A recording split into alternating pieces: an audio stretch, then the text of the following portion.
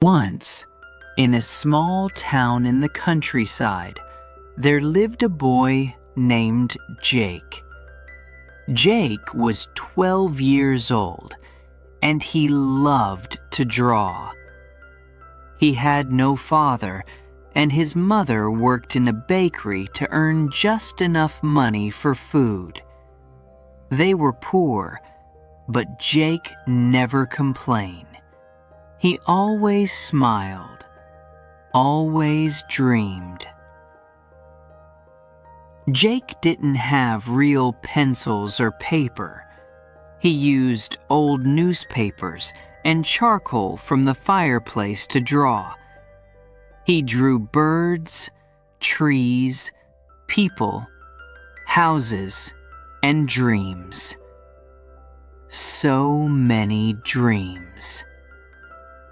Sometimes he sat for hours on the porch, watching the clouds and imagining pictures in the sky. One day, while walking in the woods, Jake found something shiny under a tree. He picked it up. It was a paintbrush. It looked old, but special. Its handle was gold, and the brush was soft and clean. "This is beautiful," Jake whispered. He took it home and showed it to his mother. "That's a nice brush," she said, smiling. "But we don't have paint." Jake nodded. "I'll just keep it. Maybe I can use it one day." That night, something strange happened. Jake had a dream. In the dream, a woman in a white dress appeared. Her voice was soft like music. "Jake," she said, "this is no ordinary brush. It is a magic paintbrush. Whatever you paint will become real, but you must use it with kindness, not greed." Jake woke up. The brush was glowing on his table.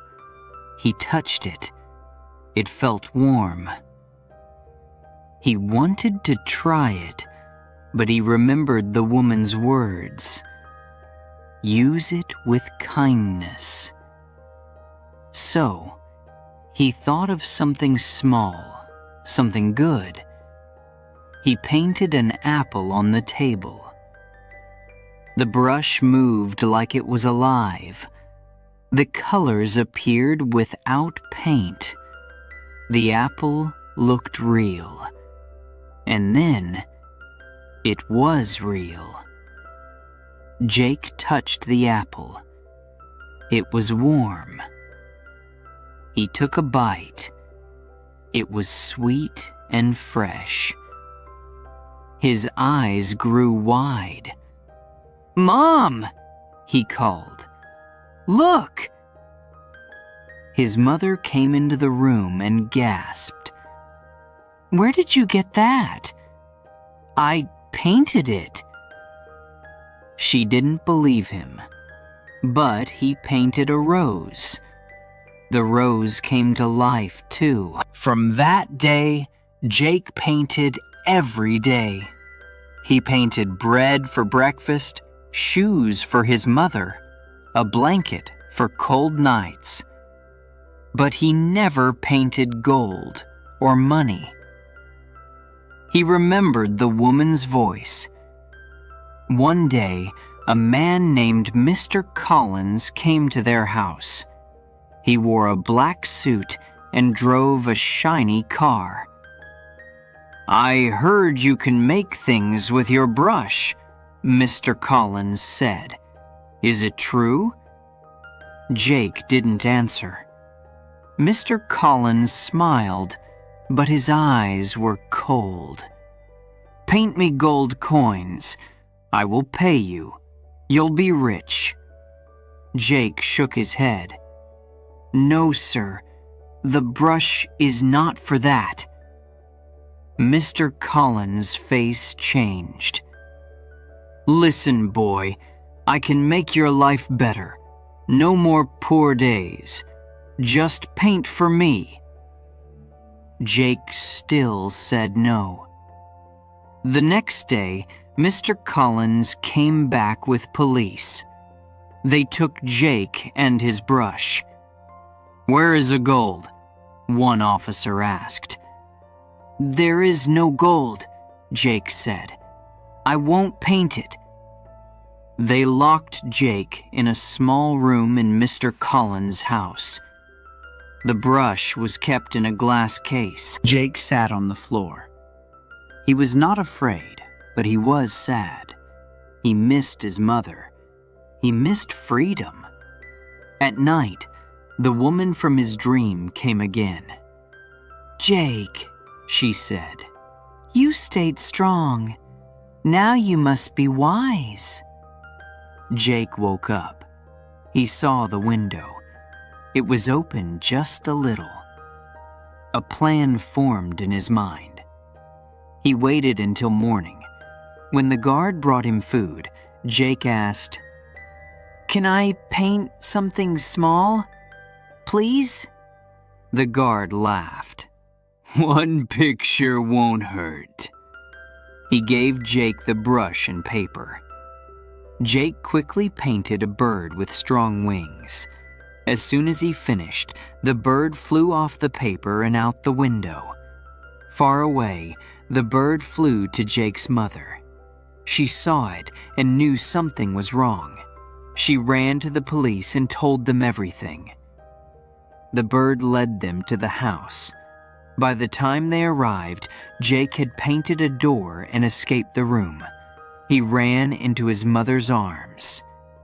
Mr. Collins was arrested. The police gave the brush back to Jake, but he said, "This brush is not for me anymore." He walked to the woods and buried it under the tree where he first found it. Jake never painted again, but he continued to draw with real pencils on real paper. His drawings became famous, not because they came to life, but because they came from his heart. Years later, Jake became an art teacher. He told his students, "You don't need magic to make something special. You just need kindness and the courage to do what is right." And somewhere deep in the woods, the magic brush still waits for another kind hand. Charcoal, a black substance used for drawing or cooking, made from burnt wood. Greed, a strong and selfish desire for more money or things.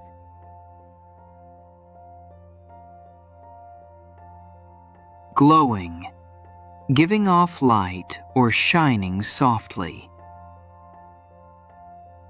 Gasped, took a quick, surprised breath. Suit, a set of clothes usually worn by men for business or formal events. Locked, closed with a key so it cannot open. Guard, a person who watches and protects someone or something. Escape, to get away from a place or situation. Bury, to put something under the ground. Courage, the ability to do something brave, even if it is hard or scary. Ask ChatGPT.